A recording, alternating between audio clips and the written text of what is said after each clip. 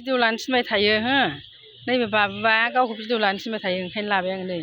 गाव माबा होननो लुबैदोंनो खोनासंदो दे बाबु होनदो मा होनदो खुलुमबाय आं जिलाजुलि गामिनि नैबे क'क्राझार डिस्ट्रिक्टआव नुजाफैनो हानाय रायजो जाफुंबाय बे आं बेखौ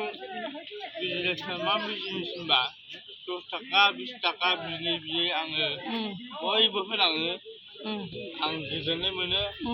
आरो आब' आदा मोना एसे अननानै होलांदो सासे सानै साथामसो जा होलाङो बेनो सोलियो आरो ओमफ्राय बिजनेसआ आथिं प्रब्लेम खर'थि गैया रावाबो एसे सोलाय सोल' जायो आरो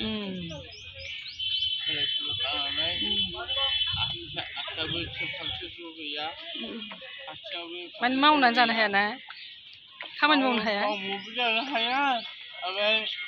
एसे आसामावबो दिनै आंहा एक्सट्रा मोनलायबाय नोङो दिनै बेसेबां मोना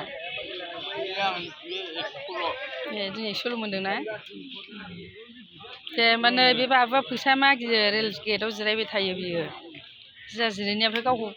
भिडिअ लानो थिनबाय थायो नालाय सानफ्रामबो दिनै लाबाय आङो हो नों नायदो रायजो राजाखौ अननानै एसे थांलाय फैलाय नुबा होलांबानो जाबाय फैसाफोर बावनो फैना जिरायबाय थायो बियो जाबायना बाबु दे गोजोनथोंसै अननानै होलांदो बयबो थाइसे थाइनै सेंग्रा गथ'